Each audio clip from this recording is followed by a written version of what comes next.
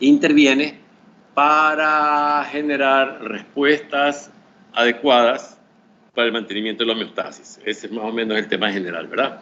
Eso es lo que tienen ustedes allí en su programa. Ahora, la médula interviene de muchas maneras, en muchos aspectos fisiológicos y en el mantenimiento de la homeostasis, obviamente. Pero nos vamos a referir fundamentalmente, principalmente, a acciones reflejas, ¿verdad? Oye, apaga, yo no sé qué es ese relajo. Ya. Un ratón que hay ahí. Bien. En la parte de histología o en la parte teórica de anatomía, a lo mejor ya han visto algo de la estructura de la médula. Los otros grupos parece que sí han visto ya algunas cosas. En este capítulo 55, en la primera parte, hay un resumen muy general, muy superficial, de fibras, de neuronas, los tipos de neuronas, qué es lo que hacen, las neuronas alfa, las gamma, las neuronas intercaladas o internunciales.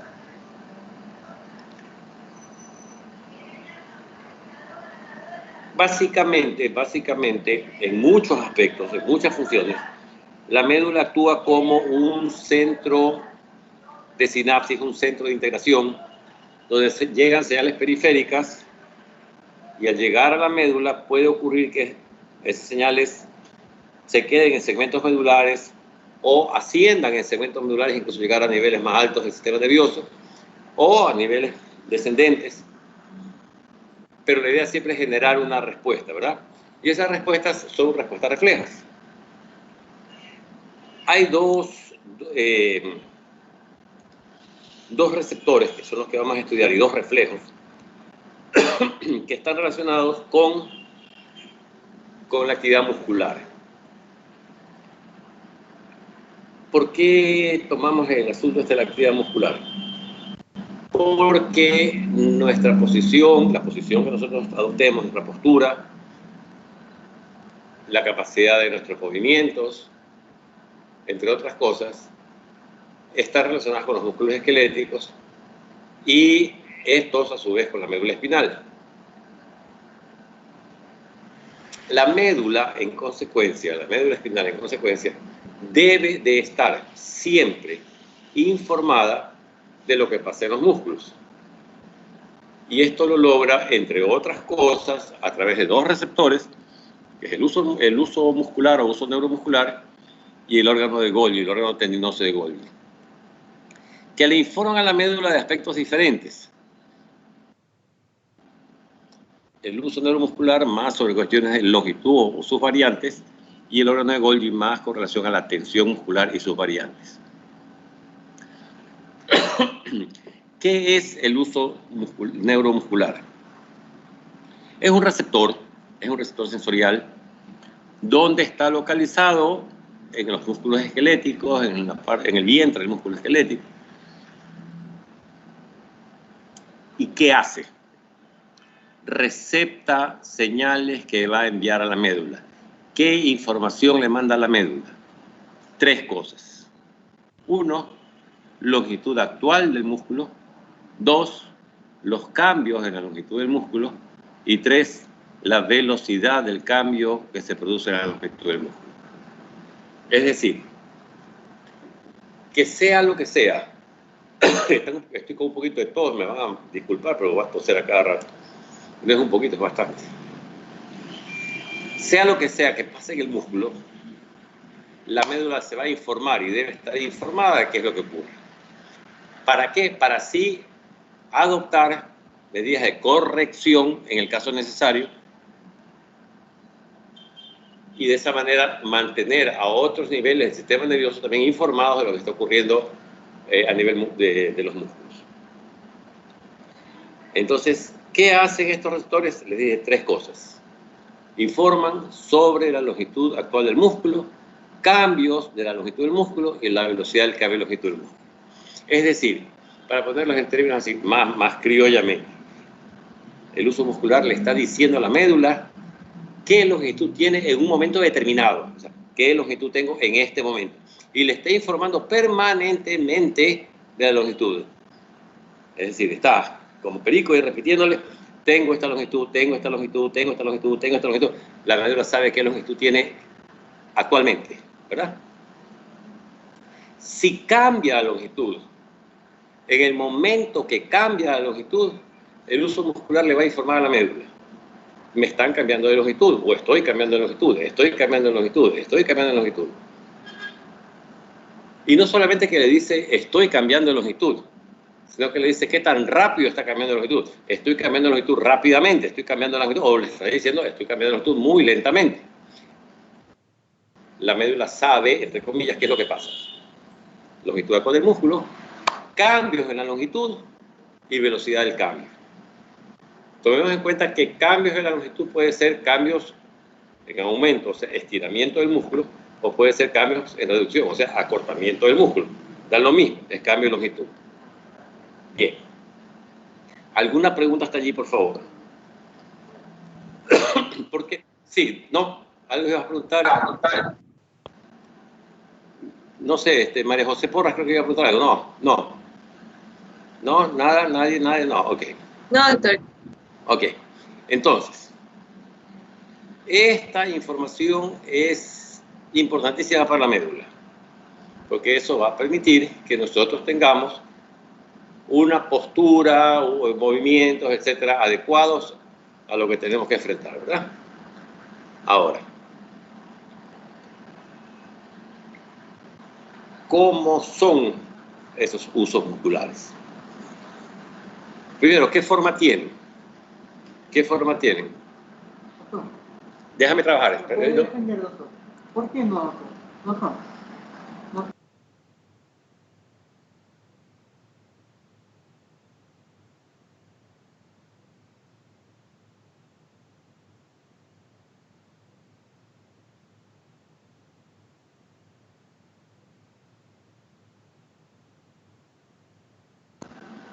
A ver,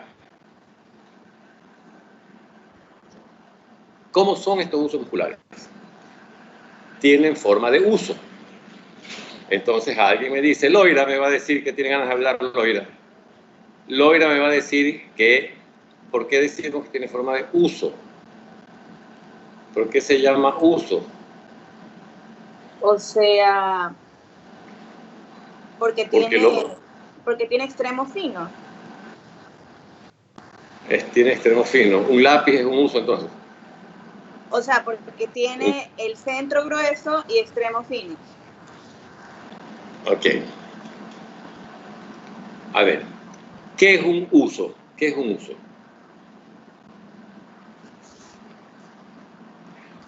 Tengo que siempre decirles lo mismo. ¿Se acuerdan del cuento de la Bella Durmiente? Sí. ¿Se acuerdan del cuento de la Bella Durmiente? Sí. ¿Por qué se durmió la Bella Durmiente? ¿Por qué se quedó dormida? Porque se comió la manzana, doctor. ¿Qué bruto quieres? Ese es Blancanieves. Ese es Blancanieves. Porque se pinchó con una aguja. Con una aguja que estaba... El que ese se pinchó el cerebro con la manzana. Que estaba maldecida. Ya, a ver. Pero ni los cuentos te los contaron bien. No sé a quién fue, pero qué bestia. ¿A quién? A Julio Díaz. Ni los cuentos le contaron bien. A ver. La Bella Durmiente se durmió porque se pinchó con un uso, ¿verdad? ¿Y qué es un uso? Es una especie de aguja que sirve para hilar. Entonces la muchachona estaba ahí tejiendo, hilando con la rueca y con el uso, y se pinchó con el uso. Uso es una estructura que tiene forma alargada, como alguien dijo, Loira que dijo, la parte central es más ancha y los extremos son puntiagudos, ¿verdad? Una célula que tenga esa forma,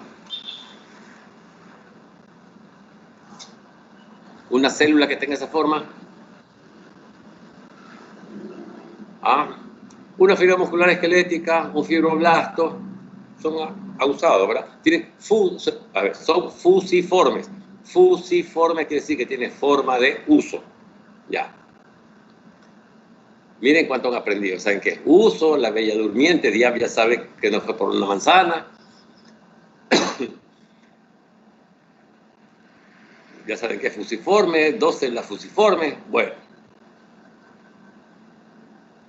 Este uso muscular, ¿cómo es?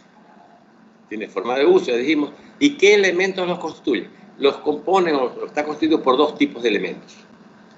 Elementos musculares y elementos nerviosos.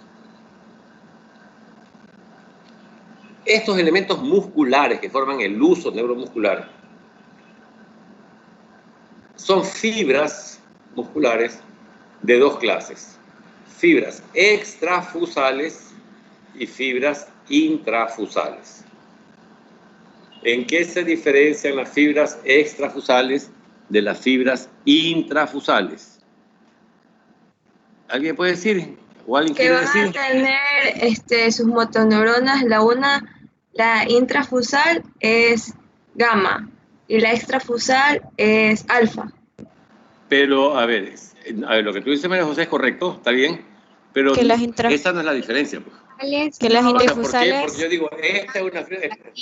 ¿Quién me está hablando? Yo, Molly. Cali. Bueno. ¿Quién es? Susan Cali. ¿Quién me habla? Cali, yo digo que es porque las intrafusales no tienen miosina y actina en su centro. Ajá. Ok. A ver.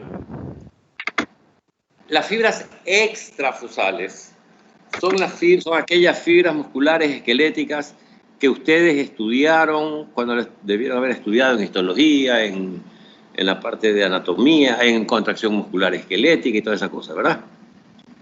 O sea, aquellas fibras contráctiles que tienen filamentos de actina, miosina, tropomiosina, con disposición horizontal, siguiendo el eje mayor de la fibra. Ya. Esas son las fibras extrafusales, que lo que hacen es el marco, ¿sí? El cerramiento del uso muscular. Por dentro de ese cerramiento que hacen las fibras extrafusales, hay un dibujito en el libro, pueden ir viendo. Están las fibras intrafusales. Estas fibras intrafusales se diferencian de las extrafusales porque no tienen actina y miosina en su parte central. Si usted vea por favor en el libro 690, no me acuerdo qué página es. Ay Dios. No sé. En la página 696. En la página 696 usted tiene allí el uso neuromuscular, ¿verdad? Y sus relaciones incluso. Ok. Las fibras intrafusales no tienen, en la porción central, en la porción receptora, no tienen filamentos de actina y miosina. En consecuencia, esa parte de las fibras intrafusales no se contraen, no son contráctiles, porque no tienen filamentos de actina y miosina, simple. Los extremos sí, hacia los extremos de las fibras intrafusales sí hay los filamentos de actina y miosina, y estos extremos están unidos, están anclados con las fibras extrafusales, ¿sí? en las puntas del uso neuromuscular. Mire, repito, la página 696. Usted ve allí, las fibras intrafusales están pegadas a los extremos con las fibras extrafusales. Entonces, como no tienen capacidad contráctil en la parte del centro, porque no tienen estos filamentos de actina y miosina, si las fibras extrafusales se contrajeran o se estiraran, van a hacer mover los extremos de las fibras intrafusales y eso va a hacer que la porción central de la fibra intrafusal se estire, ¿verdad? Y ese estiramiento, como vamos a ver después, va a causar una señal. Resumamos. Ya dijimos qué era el uso neuromuscular, dijimos dónde estaba, qué forma tenía, cómo está constituido por elementos musculares y elementos nerviosos. Los elementos musculares son fibras musculares de dos tipos, extrafusales e intrafusales. Las fibras extrafusales son las fibras musculares esqueléticas características, contráctiles, con sus filamentos de actinimiosina, troponina, tropomiosina.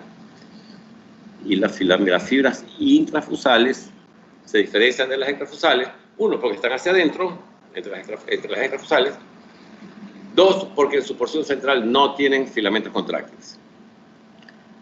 Esa parte central es la porción receptora, que se puede estirar, ¿sí?, debido a que no ofrece oposición porque no hay filamentos contráctiles. De esas fibras intrafusales hay dos clases, dependiendo de la forma como están los núcleos distribuidos.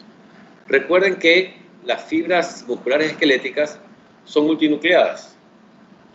De esas fibras intrafusales, unas tienen los núcleos uno atrás de otro, como una cadena, y se llaman fibras en cadena nuclear. De esas aproximadamente hay de 3 a 9 fibras en cada uso. Pero hay otras fibras intrafusales que tienen los núcleos reunidos, agrupados en una dilatación sacular que se llama saco o bolsa nuclear, y de esas hay de 1 a 3 fibras en saco nuclear. Entonces tengo dos tipos de fibras intrafusales, en saco nuclear o en bolsa nuclear, dependiendo de la forma como están distribuidos los núcleos en ella. Se acabó la parte muscular del uso neuromuscular. En relación a la parte nerviosa, ¿verdad? Como es un receptor, debe tener conexiones nerviosas. Y tiene conexiones nerviosas con la médula porque le manda información a la médula. Además, como está en el músculo y la médula responde, entonces habrán fibras también de la médula que regresan hacia el uso y al músculo, ¿verdad? De tal manera que hay fibras que van hacia la médula y fibras que vienen desde la médula. Las fibras que van hacia la médula, ¿verdad?, son de dos tipos: terminaciones primarias y terminaciones secundarias. La tienen también ahí en el dibujo. La terminación nerviosa primaria es una. La terminación primaria sale justo de la porción central no contráctil, la zona receptora de las fibras intrafusales. Se trata de una fibra 1A, ¿verdad?, que va hacia la médula espinal. Hacia los lados de esa fibra primaria, tengo fibras secundarias. Y esas fibras secundarias son fibras tipo 2, que van hacia la médula espinal. De tal manera que hay dos clases de fibras nerviosas. Ahí tienen ustedes, en el dibujo, tienen las fibras 1A, las fibras 2, 17 milimicras, 8 milimicras, etc. Ahí están las medidas. Tengo dos tipos de fibras que llevan información a la médula. Dos tipos de fibras. Fibras primarias, una fibra primaria central, dos terminaciones secundarias que están a los lados. Por allí va información a la médula. Van señales del uso hacia la médula. Es lo que Guyton llama respuesta del uso, ¿verdad? La respuesta estático-dinámica, que ya vamos a ver eso ahí. Ahora, una vez que esa información, por favor, si hay preguntas, me interrumpen. A ver, estoy hablando yo, no les estoy preguntando a ustedes. ¿Por qué? Porque he perdido como 40 minutos con la tontera esta de no poderme conectar. Entonces, pero si algo no se entiende, por favor, me interrumpen, me preguntan. Encantado, yo les repito lo que sea. Esa Doctor, señal, dime, María José. Una Sí, pregunta. sí. Yo, María José, Sí. es que yo había leído que en la terminación primaria también iba a contar eso de terminación anuloespinal y no entendí muy bien. No. ¿Es la fibra que hace lo mismo o es otra cosa? Primero, no es anuespinal, es anulospiral, de espiral. No, Ya, no sí. es espiral, ¿ya? ¿Ok? Ya. Espérate un ratito. Es algo sin importancia, es algo tonto, no te preocupes. No te preocupes, ya te explico, no te preocupes. Ya. Si me estoy olvidando me haces acuerdo, pero no tiene ninguna importancia con relación a lo que estamos hablando. Ya. Ya. Por esas vías, la primaria y las secundarias, por allí va información hacia la médula. ¿De acuerdo? ¿Qué información? Longitud del músculo, cambio en la longitud del músculo, velocidad del cambio de longitud, etcétera, ¿verdad? Eso va a ir por esas fibras. Pero la médula tiene que responder también, pues. ¿Y por dónde va a responder? Por fibras nacidas en la médula, ¿dónde? En dos tipos de neuronas. En las alfa motoneuronas y en las gamma motoneuronas, que son más pequeñitas. De los dos tipos de neuronas salen estas fibras. Fibras alfa, fibras gamma. Esas fibras alfa, ¿a dónde van? Van a las fibras extrafusales, que llevan órdenes de movimiento. ¿Sí? Es contracción, son órdenes de contracción. Las fibras gamma, ¿a dónde van? A las fibras intrafusales. Entonces tengo dos tipos de fibras que vienen desde la médula. Fibras alfa y fibras gamma. ¿De dónde vienen? De motoneuronas. Entonces ya tengo un circuito, tengo un arco reflejo. Tengo un receptor, que es el uso neuromuscular, vías que llevan información, la primaria y la secundaria, un centro de sinapsis, un centro de integración, que es la médula, fibras que salen de la médula, desde las motoneuronas alfa y gamma, ¿y a dónde llegan? Llegan a un órgano efector, que es el músculo esquelético. Entonces, cualquier señal que va de la periferia hacia la médula va a responder ¿hacia dónde? Hacia un efector. Y ese efector es el músculo esquelético, que va a cumplir la orden que viene desde la médula.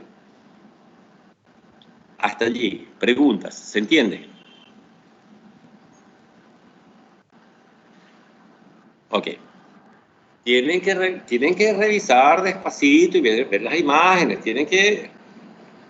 Esto no es difícil, pero hay que analizarlo despacio porque si no te confundes. A ver, ahora, lo que me preguntaba María José. Terminación anulospiral y la terminación en rosetón o en flor abierta. A ver, veamos, creo que...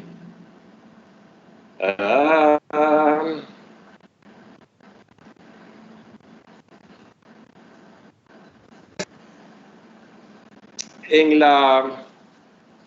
la página 697, arriba hay unas figuritas de la forma como las fibras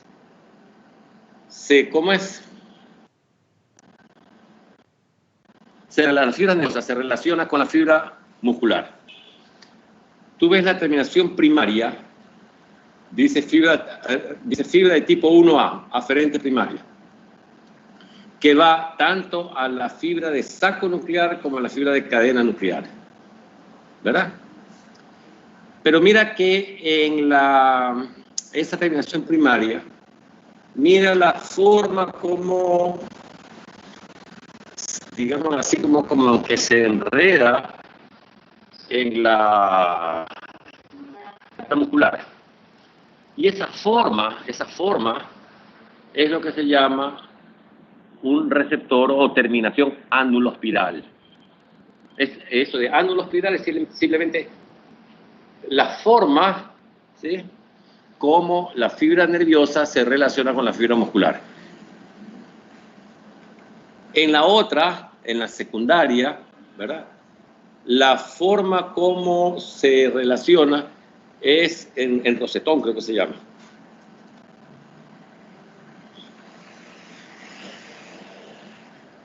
En la página 697 y 698. Aquí dice solamente terminación aferente secundaria. Pero se llama también en rosetón o en flor abierta. Pero no la ponen aquí no la ponen en el libro. Terminación primaria o anulospiral. O sea, la forma como se relaciona la terminación primaria con la fibra intrafusal se llama anulospiral. La forma como se relaciona la terminación secundaria con las fibras intrafusales en rosetón o flor abierta. Es decir, son simplemente nombres para ponerle nombre a esa forma de relacionarse. Como te decía María José, o sea, no tiene mayor trascendencia, mayor significación. Es simplemente el nombre de esa unión entre la fibra nerviosa y la fibra muscular. No sé si te quedó claro. Sí, sí, se me quedó claro, Se gracias. murieron, están congelados todos. Sí, es que están congelados. Ya. Bueno. Preguntas hasta allí, por favor. Ya, entonces, ¿qué hemos visto hasta aquí? Dime. ¿Quién habla primero? Sea. Ya.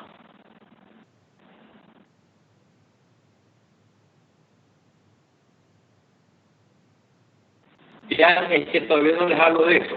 Ya voy. Todavía no he hablado de eso.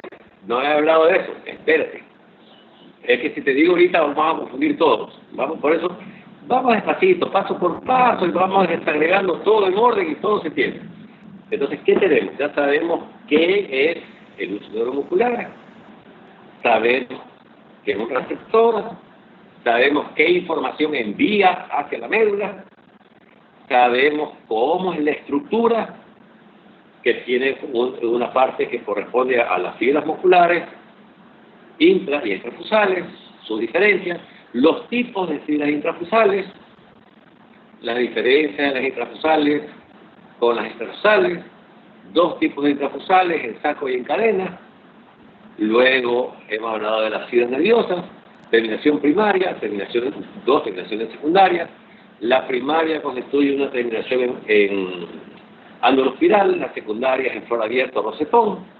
Esas llevan información del uso hacia la médula y la médula responde hacia el músculo enviando fibras alfa a las fibras extrafusales y fibras diferentes gamma a las fibras intrafusales. Eso es lo que hemos visto hasta aquí. Ahora, ¿cómo es la información que el uso le manda a la médula? Yo les dije que había dos cosas, ¿verdad? Una información que era la longitud actual del músculo. El uso muscular le dice a la médula, en este momento este músculo tiene esta longitud. Pero hay otra información. En este momento me están cambiando de longitud. En este momento me están estirando, en este momento me están acortando. Es decir, hay una información de la estabilidad del músculo en una longitud determinada y eso se llama información estática. Pero si un músculo es estirado rápidamente, bruscamente, súbitamente, lo estiro, extiendo rápidamente, esa información estática se va a silenciar, va a desaparecer y va a aparecer la señal que dice: en este momento me están estirando muy rápidamente. En este momento me están estirando muy rápidamente. En este momento me están estirando muy rápidamente. Y eso se llama información dinámica. Entonces, a ver, ya tenemos dos tipos de señales. La una, información estática.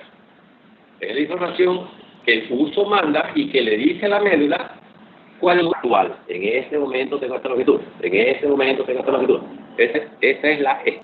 Pero si el uso muscular es estirado, brusca, rápida, súbitamente, como le digo, en ese momento esa señal estática se apaga. Queda cubierta por la señal dinámica. Esa señal dinámica que dice: en este momento me están estirando rápida, brusca y súbitamente. En este momento me están estirando rápida, brusca y súbitamente. En este momento, etc. ¿Verdad? En consecuencia, ojo aquí, la señal dinámica, por favor, pónganse inteligentes, 10 segundos solamente. La señal dinámica es capaz de silenciar a la señal estática. La señal estática no puede silenciar a la señal dinámica.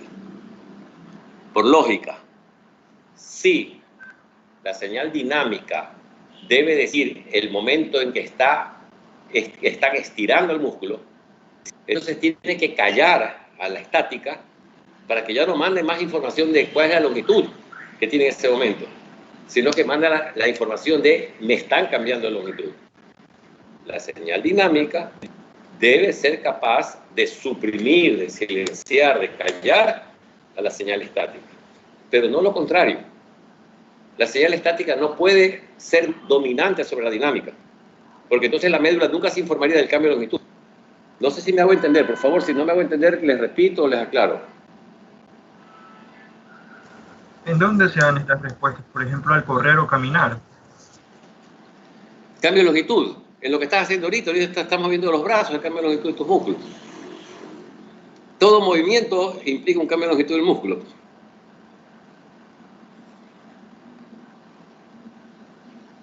¿Qué más? ¿Alguna otra pregunta?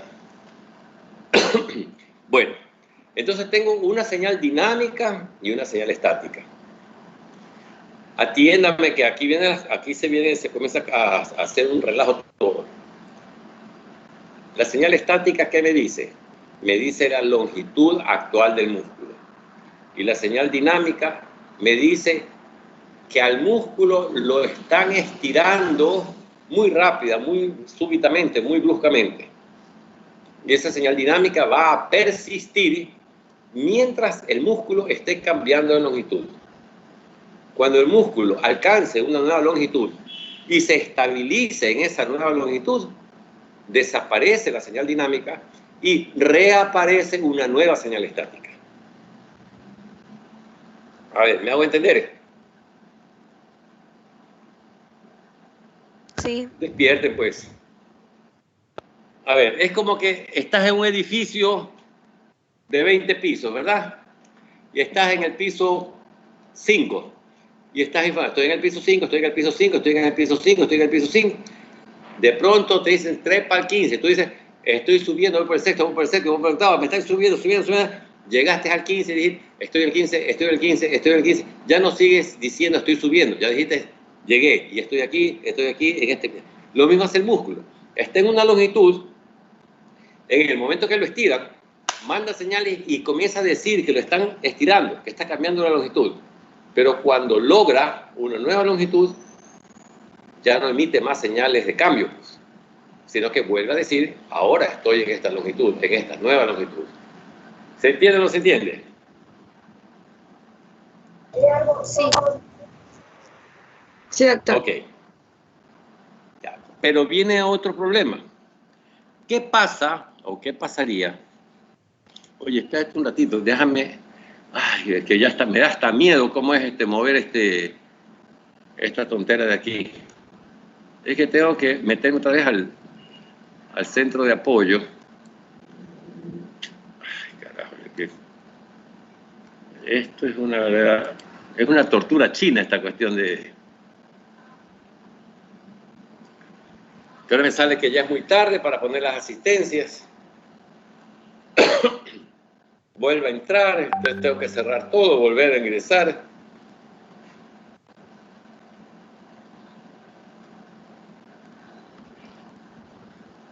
Yo no sé por qué no puedo hacer una cosa para gente inteligente.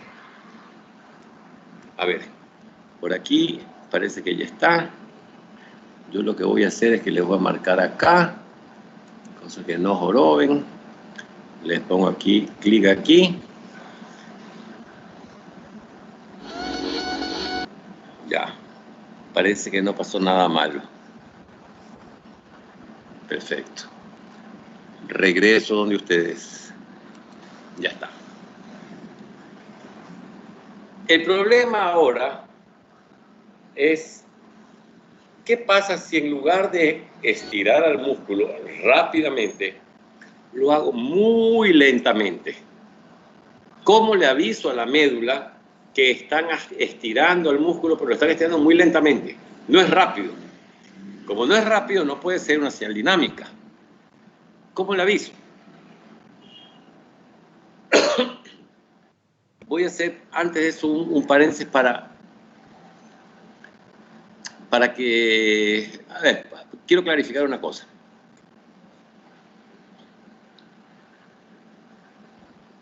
Supongamos que el músculo está mandando una señal a la médula, una señal estática a la médula, diciéndole cuál es su longitud actual. Entonces, Voy a poner números ficticios, no son reales, es para que se entienda más. Vamos a suponer que va a emitir descargas, 10 descargas por unidad de tiempo, ¿sí? Entonces la médula, entre comillas, sabe que 10, eso ahí es estático, no lo está cambiando de longitud. Si de pronto en lugar de 10 comienza a recibir 50 descargas, dice, chuta, eso es dinámico, ¿sí? Aumentó la frecuencia de descargas. Son señales positivas que me dicen, está aumentando el nivel de descarga. Es una señal dinámica. Estábamos en cómo informar a la médula que lo están estirando, pero lo están lentamente estirando. Si lo están estirando lentamente, no hay señal dinámica. ¿Qué señal hay? Hay señal estática. Entonces ustedes miran, pero la estática no es para cuando está en una misma longitud. Sí, pero si lo estiras lentamente, se mantiene la señal estática, ¿sí? De pronto hay un pequeño incremento de la frecuencia de descarga, pero no en la magnitud de si fuera una señal dinámica. Entonces la médula de esa manera, entre comillas, sabe que se trata de un incremento en longitud, pero que ese incremento no es rápido, porque si no hubiera sido una señal dinámica, que ese incremento es lento. Por eso es que persiste una señal estática. Déjame ver si les encuentro.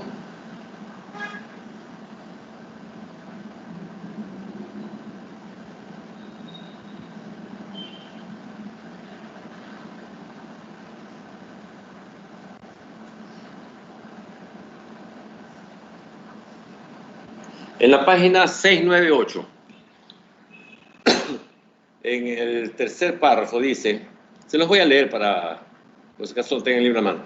Cuando la porción receptora del uso muscular se estira con lentitud, el número de impulsos transmitidos desde las terminaciones primarias y secundarias aumenta casi en proporción directa al grado de estiramiento. O sea, porque lentamente, ¿verdad? Y las terminaciones continúan transmitiendo estas señales durante varios minutos. Este efecto se llama respuesta estática del receptor del uso, lo que quiere decir que las terminaciones primarias y secundarias siguen enviando sus impulsos durante varios minutos, como mínimo, si el propio uso muscular permanece estirado. Entonces, cuando estiro lentamente, lo que ocurre es que hay una mínima variación de la intensidad de las señales. Y eso hace que la médula pueda diferenciar si se trata de una señal dinámica, porque estiraron rápidamente el músculo, o de una señal estática, porque están estirando lentamente el músculo.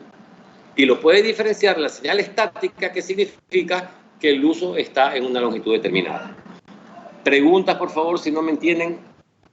Acá.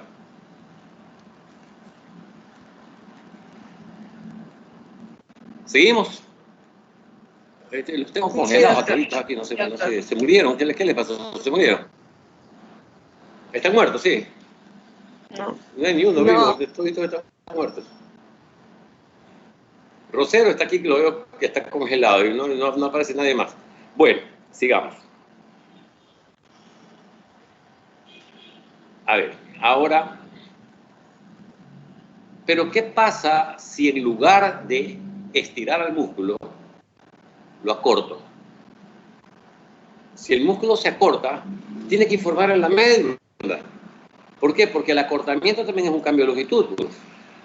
Pero ¿y cómo le informa?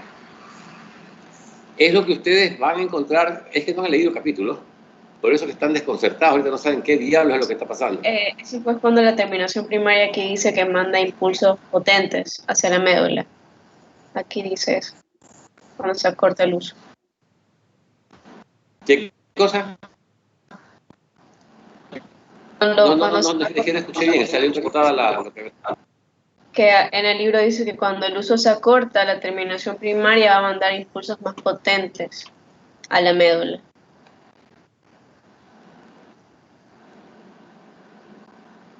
Va a mandar impulsos más potentes. ¿En qué página leíste eso? En la página de la respuesta de terminación primaria, la que estaba leyendo. 698, en el último párrafo. Mi amor, sí, pues las hojas tienen números, pues entonces dime el número. Es que aquí no 698. Sí, último párrafo. Ya déjame ver lo que dice. 698, ¿a dónde? Último párrafo, donde dice, en cambio... 698. Sí, 698.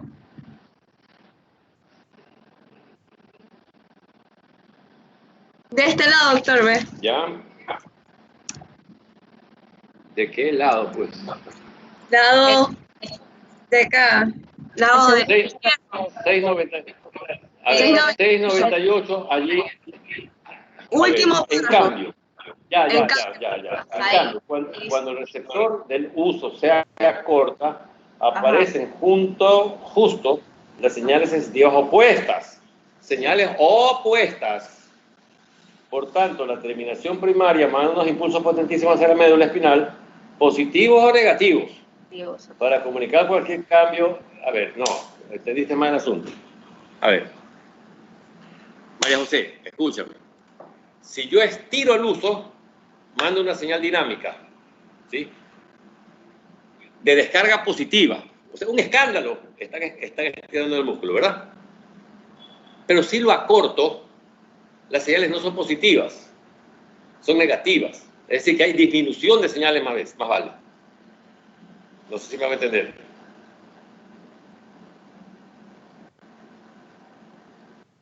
Si estiro al músculo, la señal es positiva, es hacia arriba. Si el músculo se acorta, la señal es hacia abajo, es negativa. Y entonces la médula puede diferenciar si se trata de estiramiento o acortamiento. A ver, es como que si tú tuvieras como potenciales eléctricos, imagínate el 0, ¿sí? Y tienes hacia arriba más 20 y tienes hacia abajo menos 20. ¿Cuál es más? ¿Más 20 o menos 20? En magnitud son iguales, pues, son 20, ¿verdad? En magnitud son iguales, son 20. Pero la una es positiva, o sea, la una va hacia arriba y la otra va hacia abajo. Y eso es lo que la médula puede diferenciar. Entonces, eso es lo que Guyton pone como una señal positiva o una señal negativa. ¿Sí? Por eso habla de potentísimas. Igual, es potente, pero hacia arriba o hacia abajo. Y entonces la médula, entre comillas, sabe, esto es señal dinámica, esto es señal... una señal de estiramiento, esta es una señal de acortamiento. No sé si queda claro. Entonces, Sí. Entonces tenemos señales dinámicas, estiramiento rápido. Señales estáticas que pueden ser por estiramiento muy lento o me están indicando la longitud actual que tiene un músculo. Señales de acortamiento que son señales negativas. ¿Ya? Pueden ser intensas, pero son negativas en el sentido de que, de que van a expresar un acortamiento y no el estiramiento del músculo. Y entonces la médula tiene toda la gama de posibilidades para poder saber qué le está pasando al músculo.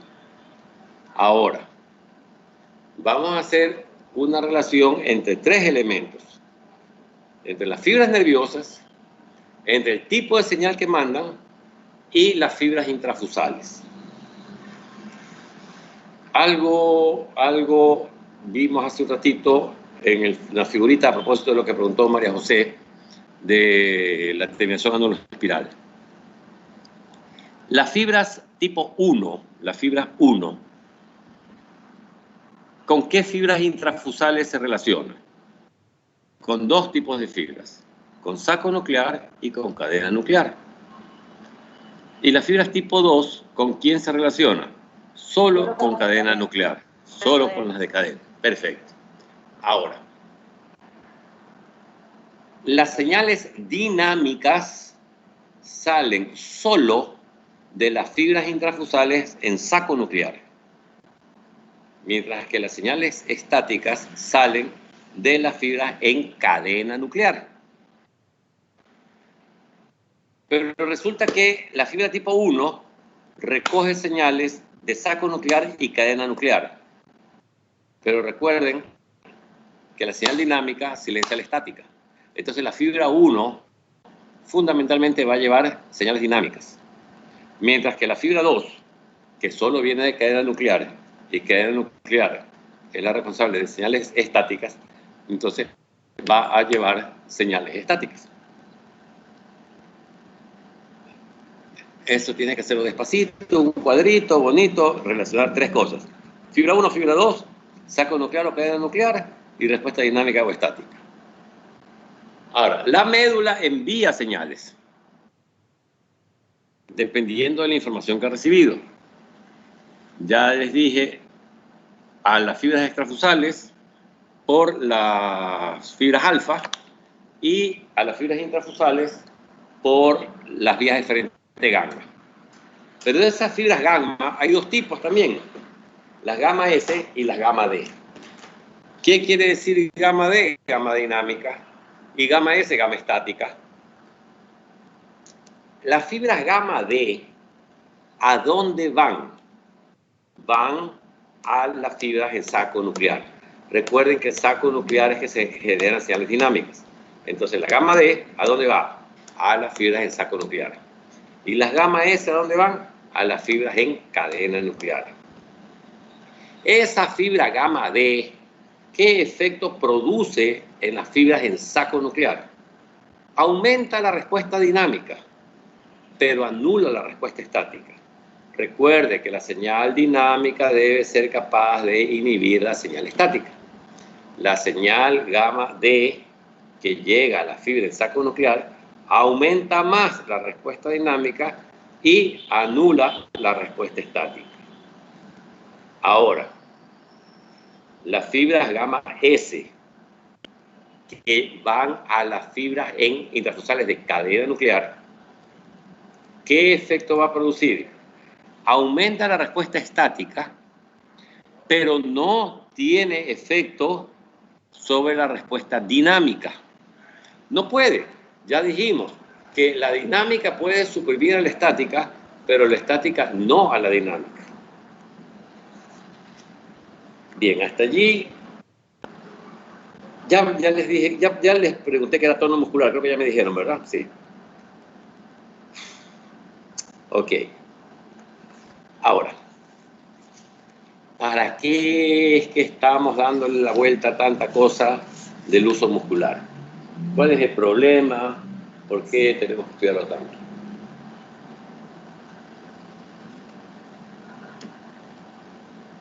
A ver, atiéndame un ratito. Lo que voy a decir es importante para relacionar todo. Nuestros músculos esqueléticos reciben fibras que vienen desde la médula. Vienen fibras desde las alfa-motoneuronas, inervan nuestros músculos esqueléticos. Y eso va a permitir que las señales provoquen la contracción del músculo esquelético y nuestro movimiento. Listo, así de simple. Pero ¿qué es lo que ocurre? Que las señales que vienen de la médula hacia los músculos no son iguales todas. Hay señales que son más potentes y señales que son menos potentes y que van al mismo músculo. En un músculo pueden haber varias unidades motoras. ¿Saben lo que es unidad motora? ¿Qué es una unidad motora? Yuhu, ¿qué es El conjunto de fibras. El conjunto de fibras. No me estás diciendo nada. Fibras. De cientos de fibras musculares. Fibras musculares. Ajá. ¿Cómo? Fibras musculares motoras. ¿Cómo es eso? Motoras. O musculares. O motoras. ¿Perdón? ¿Motoras o musculares? Musculares. O motoras. Ya me confundí. A ver. Una unidad motora está constituida por fibras musculares inervadas por una sola fibra motora. O sea, el conjunto de fibras musculares esqueléticas inervadas por una sola fibra nerviosa, eso es una unidad motora. ¿Sí? El tamaño de esas unidades motoras es variable. hay músculos que no necesitan movimientos muy finos. Los músculos de los glúteos, los músculos de las nalgas. Una unidad motora puede estar formada hasta por 200 fibras musculares. ¿Ya? ¿Por qué? Porque ahí no tienes ningún movimiento muy particular o muy complicado de hacer, ¿verdad? Pero los movimientos finos de las manos, ¿ya? Las unidades motoras están formadas por menos unidades musculares, o menos fibras musculares. ¿Por qué? Porque son movimientos de mayor precisión, movimientos más finos. Pero en todo caso, los músculos reciben estas señales nerviosas, pero la intensidad de esas señales que vienen de la médula hacia el músculo no es igual. Es decir, que un mismo músculo, pongámoslo así mejor, un mismo músculo puede recibir, por un lado, una determinada estimulación, y por otro lado, el mismo músculo recibe una estimulación mayor, y por otro lado, una estimulación intermedia, y por otro lado, una un poquito más grande. ¿Cómo diablos se va a contraer ese músculo si está recibiendo la misma masa muscular en diferentes partes de su estructura, está recibiendo diferentes intensidades? Entonces, ¿cómo se contrae? ¿Con qué intensidad se contrae? No se podría contraer ese músculo. Mejor dicho, se podría contraer, pero sería una contracción irregular. Y lo que se necesita es que sea una contracción uniforme, una contracción única, que permita que se cumpla el trabajo que se desea. Entonces, para eso está el uso neuromuscular allí. El uso neuromuscular lo que hace es promediar las señales que está recibiendo ese músculo y le informa a la médula: este pedacito está recibiendo de más, este pedacito está recibiendo de menos, este es muy poquito, este casi nada, etc. Y entonces la médula va corrigiendo para cada lado, de tal manera que finalmente todo el músculo reciba la misma intensidad de señal. Y entonces todo el músculo pueda tener una única contracción uniforme y que no sea una contracción a brincos o a saltos irregular, que no va a provocar ningún beneficio, ningún trabajo. Para eso es el uso neuromuscular. Promedia, hace un promedio de las señales que está recibiendo el músculo, y de esa manera todo el músculo se va a contraer de manera uniforme. Bien. Hace un rato decía que este receptor pues manda la señal a la médula, el uso muscular manda la señal a la médula por una vía aferente medular. En la médula hace sinapsis, de ahí sale una fibra eferente que va a los músculos, el músculo se contrae, etc. Y ese era un arco reflejo. Y el reflejo en el que está involucrado este receptor, el uso neuromuscular, se llama reflejo miotático o reflejo de tracción, que es un reflejo monosináptico, es un circuito monosináptico. ¿Y cuál es el objetivo del reflejo miotático de tracción? Es oponerse al estiramiento del músculo. Es decir, que cada vez que un músculo se ha estirado, la médula va a mandar una señal para contraerlo, para no dejarse estirar.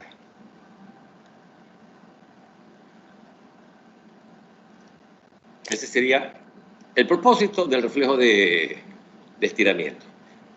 Claro que también tengo un reflejo miotático negativo, ¿sí?, que ocurriría cuando el músculo es acortado y entonces no se deja acortar, ¿verdad? Pero el reflejo miotático clásico es oponerse al estiramiento, ¿verdad? Este reflejo miotático de tracción tiene un componente dinámico, que es el que provoca la contracción rápida, enérgica del músculo, y un componente estático, que es una señal que va a permitir sostener la contracción durante un breve tiempo. Un ejemplo de reflejo miotático es el reflejo rotuliano o reflejo patelar. ¿Sí conocen el reflejo rotuliano o reflejo patelar? Sí, ¿verdad? Sí. ¿Sí? Ok. ¿Cómo busco el reflejo rotuliano? Hago que la persona esté sentada con una pierna, con la extremidad inferior esté péndula, percuto con martillo de percusión el tendón del cuádriceps, ¿verdad? Y en el momento que percuto el tendón del cuádriceps, ¿cuál es la respuesta que debo obtener? ¿Qué debe pasar? Que se extienda el... se extienda la pierna, ¿sí? La extensión de la pierna sobre el muslo, ¿verdad? Golpeas el tendón del cuádriceps, se extiende la pierna. Esa es la respuesta normal. ¿Y por qué ocurre eso? Porque cuando yo percutí el tendón del cuádriceps, ¿qué es lo que hice? Estiré al cuádriceps. Al golpear el tendón, estiré al músculo. Y entonces, el músculo, como respuesta, ¿qué hizo? Se acortó. ¿Sí? Porque como tiene usos musculares, esos usos musculares percibieron el estiramiento, mandaron la señal a la médula y la médula respondió, contracción. Y por eso la pierna se estiró. Es un reflejo miotáctico. ¿Qué es lo que está ocurriendo? Se está oponiendo el estiramiento del músculo. Usted puede hacer una cosa ahora más tarde que vaya a su casa. Si lo hace... Sí, pero no se aprovechen de las personas con las que van a trabajar. O sea, nada con el pelado, la pelada, no, nada. Okay. Busque el reflejo patelar de otra persona, ¿sí? Pero antes de golpearle en el tendón del cuádriceps, póngale la mano sobre el muslo, ¿sí? En el muslo que va a golpear, ¿sí? Ponga la mano. Percuta el tendón del cuádriceps y usted va a ver que el músculo, es el cuádriceps, se contrae. Cuando usted percute, el músculo se contrae y se estira la pierna. ¿Por qué? Porque para que la pierna se estire, tiene que ver la contracción del músculo. Y el músculo se contrajo como respuesta al estímulo que fue la percusión del tendón. Estiré el músculo, se contrajo el músculo, se estiró la pierna. Bien.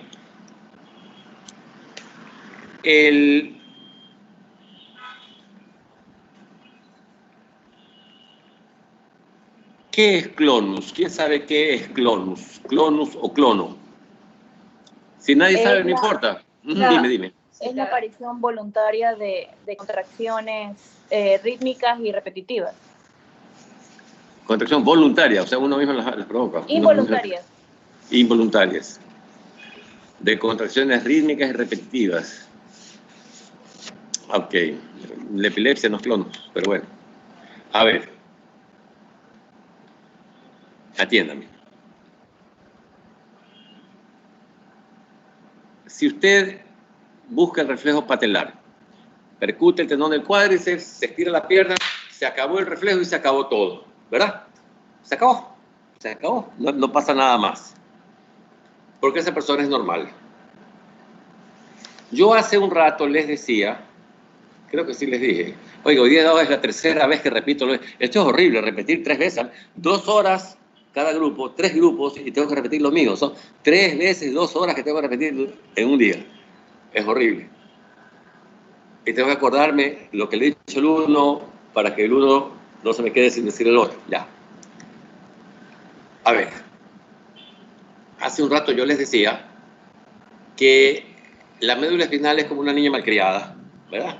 No les dije, no les dije. Una niña malcriada, no les dije una niña malcriada. Quiere hacer lo que le da la gana, ¿sí? ¿Y quién la controla la médula? El encéfalo, ¿sí? El encéfalo es el controlador de la médula. La médula siempre quiere responder más de lo que quiere hacer más de lo que tiene que hacer, responder más de lo que tiene que responder. ¿Y quién la controla? El encéfalo. ¿Y cómo la controla? La vía piramidal, ¿sí? La vía córtico-espinal. Sí, eso sí ubican, ¿no? Si han visto ya algo. Sí, ok. Pero ¿qué pasa o qué pasaría si hay una lesión de la vía piramidal? O sea, el encéfalo no tiene control sobre la médula. En un animal espinal, por ejemplo. ¿Qué es un animal espinal? Cuando hay una separación entre la médula y el cerebro. Exacto. Un animal espinal es un animal en el cual se ha producido un corte, una sección transversal en la parte alta de la médula, separando, desconectando el encéfalo de la médula, ¿verdad? Entonces, en ese momento,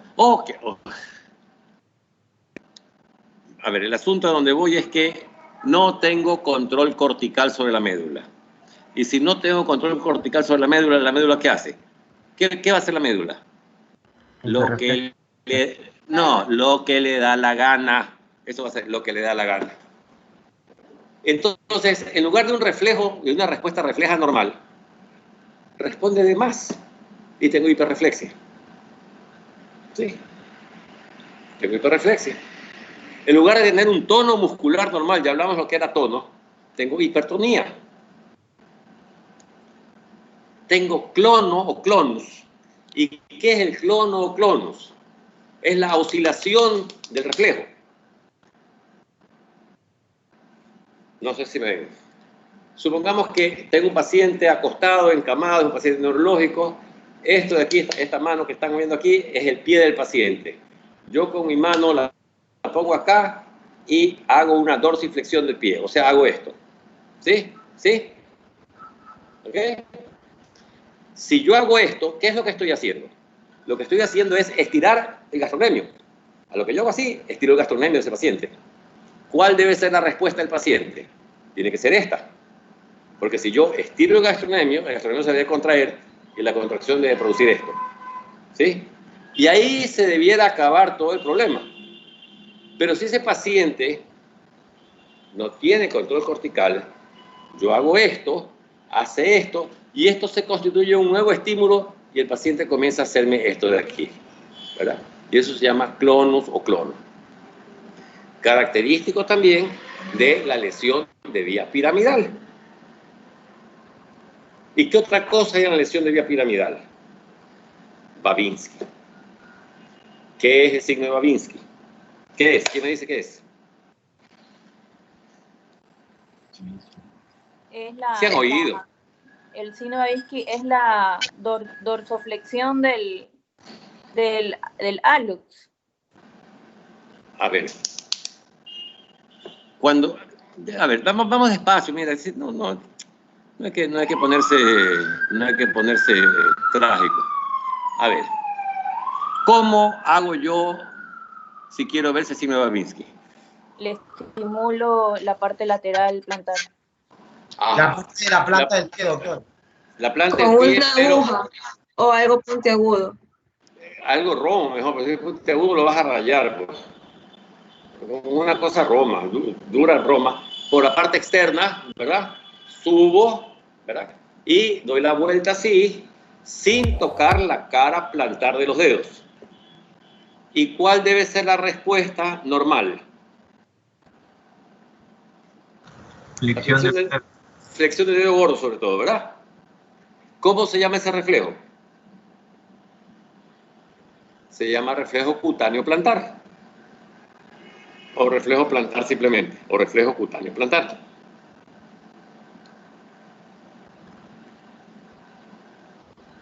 Sí, hay lesión de vía piramidal. En lugar de tener la flexión del dedo gordo, voy a tener la extensión del dedo gordo. Y eso es el signo de Babinski. Es la inversión, el signo de Babinski es la inversión del reflejo cutáneo plantar. Déjame ver si, espérate, déjame entrar aquí, ojalá que no se me vaya esta porquería, ya le tengo miedo a esta cosa. Por Dios.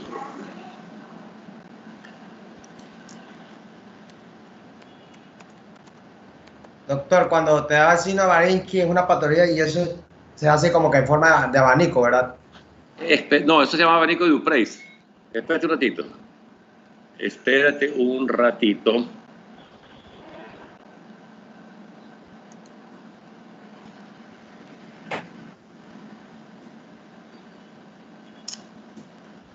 A ver. Que porque ya no hice nada.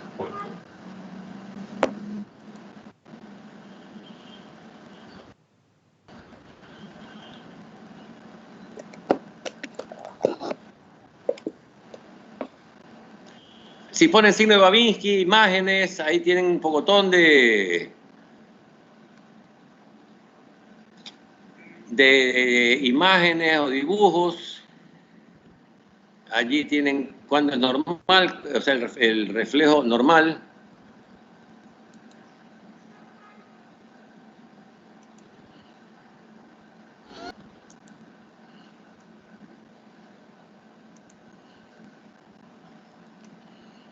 Caramba, esta tontera.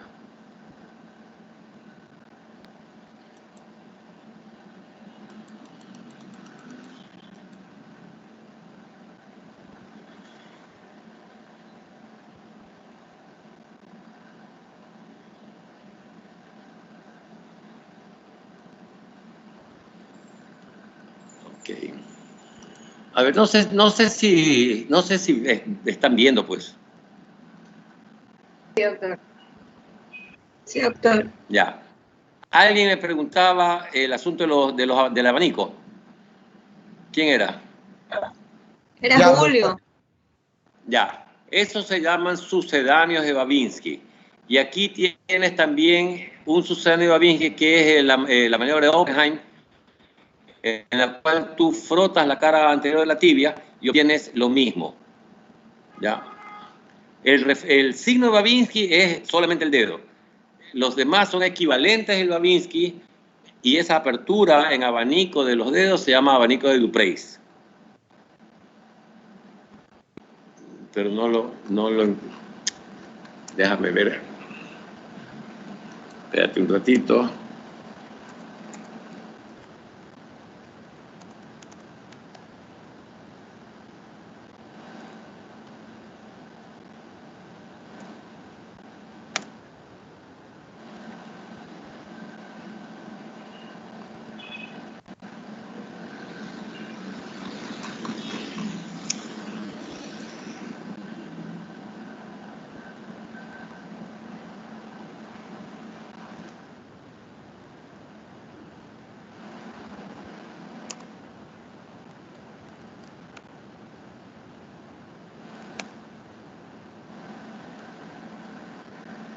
Perdón, porque estaba ahí.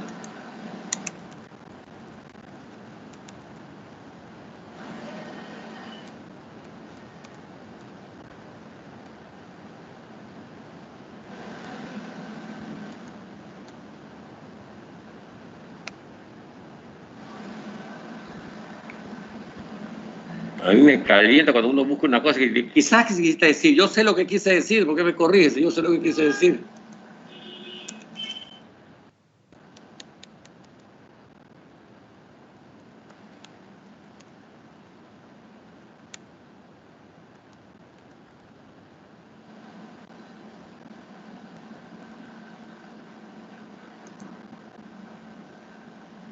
Ay, al diablo. Oppenheim, Schaefer,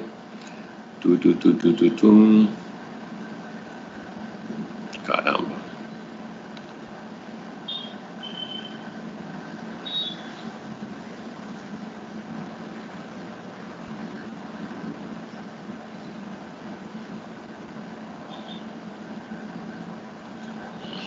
No encuentro ahorita y no quiero, no, es que ya mismo se me vence la... Bueno, en todo caso, esa apertura en abanico es un equivalente, un sucedáneo de Babinski. Y allí habían otros, ¿verdad? ¿Dónde, cuándo hay signo de Babinski? Se considera que hay signo de Babinski a partir de los 2 años. ¿Por qué no en los niños menores de 2 años o menos? Porque tienen todavía, no tienen bien mielinizada la vía piramidal, ¿verdad?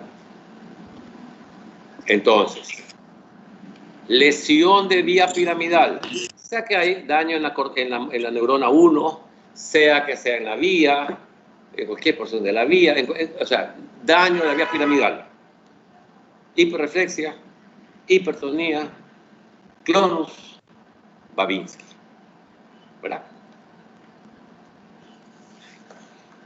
¿Alguna pregunta, por favor? Estoy cansado. Los miércoles y los viernes son mortales, los martes y los viernes son... Dime. ¿Por qué clonus también está incluido en el síndrome de Babinski? ¿Que por qué clonus? No te escuché nada. Lo único que fue... ¿Que por qué clonus? Porque, a ver, ¿por qué el clonus se incluye en el signo de Babinski? No, yo no he dicho eso. No, yo no he dicho daño eso. de la vía piramidal. No, cuando hay daño de la vía piramidal, 4 cosas.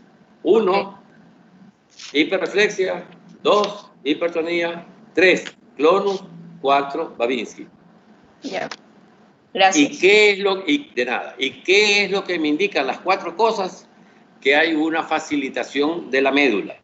La médula está liberada, la médula está sin control, está respondiendo más de lo que debiera responder.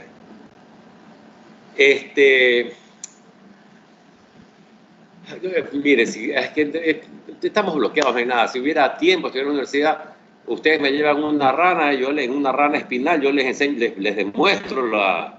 Claro, Babinski no sabe la rana, pero se puede ver la hipertonía, la hiperreflexia, las respuestas en una rana espinal o en una rana descerebrada, en una rana demedulada, o sea,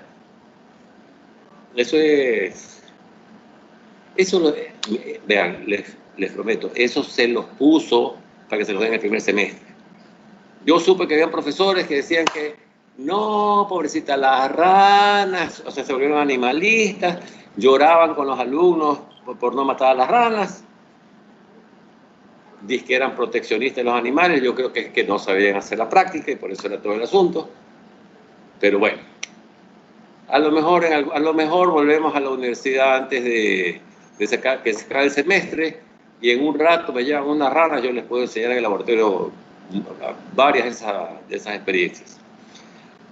Entonces, mañana que tenemos que vernos otra vez, por favor, vengan revisando lo que hemos visto hoy día. Léanlo porque no lo han leído. Avancen con el orden de Golgi. Y ya, hay que estudiar. Por Dios, hay que estudiar. Pónganse a estudiar. Después los coge de sorpresa las calificaciones y todo, ¿verdad? Aunque en este curso tengo bastantes, casi todos los tengo, aunque sea con una calificación. Unos buenos, unas malas, pero bueno.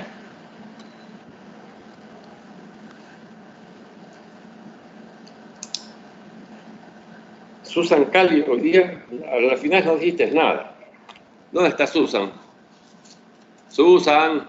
Aquí, doctor, aquí. ¿Dónde? No te veo. Hola. Acá estás. Comenzaste a decir algo y finalmente no me dijiste nada.